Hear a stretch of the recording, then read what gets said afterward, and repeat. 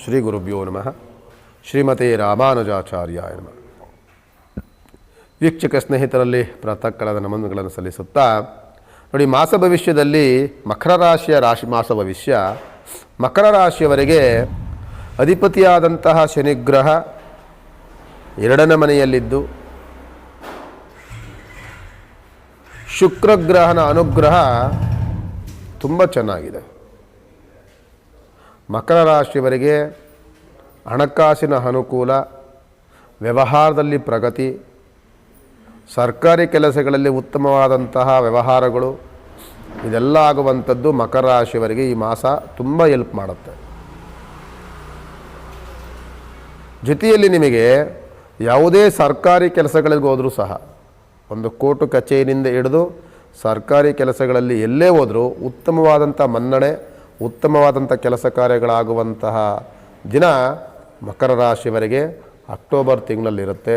ಮತ್ತು ನಿಮಗೆ ಮಕರ ರಾಶಿಯವರಿಗೆ ಗುರುವಿನ ಗ್ರಹ ಚೆನ್ನಾಗಿದೆ, ಕುಜಗ್ರಹ ಚೆನ್ನಾಗಿದೆ, ಶುಕ್ರನ ಅನುಗ್ರಹ ಚೆನ್ನಾಗಿದೆ.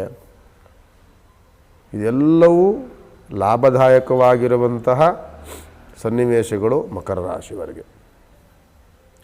ಹಾಗಾದರೆ ಮಕರ ರಾಶಿಯವರಿಗೆ ಸಮಸ್ಯೆ ಅಂತಂದರೆ, 7.5 ಶನಿಯ ಅಂತ್ಯಭಾಗದಲ್ಲಿರುವಂಥದ್ದು ಮಕರ ರಾಶಿ. 7.5 ಶನಿ ಕಾಟ ಬಹಳ ಸುಮಾರು 7 ವರ್ಷಗಳಿಂದಲೂ ಇರುವಂಥದ್ದು. ಆ 7.5 ಅಂತ್ಯಭಾಗದಲ್ಲಿರುವಂಥದ್ದು ಮಕರ ರಾಶಿ. ಅಂದರೆ ಆ ಶನಿಯ ಸಮಸ್ಯೆಯೂ ಸಹ ನಿಮಗೆ ಗೊತ್ತಿಲ್ಲದ ರೀತಿಯಲ್ಲಿ ಏನಕ್ಕಿರುತ್ತೆ ಅಂತಂದರೆ, ಶನಿಯ ದೋಷ ನಮಗೆ ಕಡಿಮೆ ಆಗಲಿಕ್ಕೆ ಕಾರಣ ಶುಕ್ರಗ್ರಹ. ಶುಕ್ರಗ್ರಹ 11ನೇ ಮನೆಯಲ್ಲಿರುವಂತಹ ಅತ್ಯಂತ ಭಾಗ್ಯಸ್ಥಾನದಲ್ಲಿರೋದರಿಂದ ನಿಮ್ಮ ಪ್ರತಿಯೊಂದು ಪ್ರಯತ್ನಿಸಿದ ಎಲ್ಲ ಕೆಲಸ ಕಾರ್ಯಗಳು ಸಫಲತೆಯನ್ನು ಕಾಡಲಿಕ್ಕೆ ಶುಕ್ರಗ್ರಹ ಬಹಳ ಅನುಕೂಲಕರನ ಮಾಡಿಕೊಡ್ತಿರ್ತಾನೆ. ಈ ರಾಶಿಯ ಅಧಿಪತಿ ಬಂದು ಶನಿಗ್ರಹ, ದೋಷದಲ್ಲಿರುವಂಥದ್ದು ಶನಿಗ್ರಹವೇ 7.5.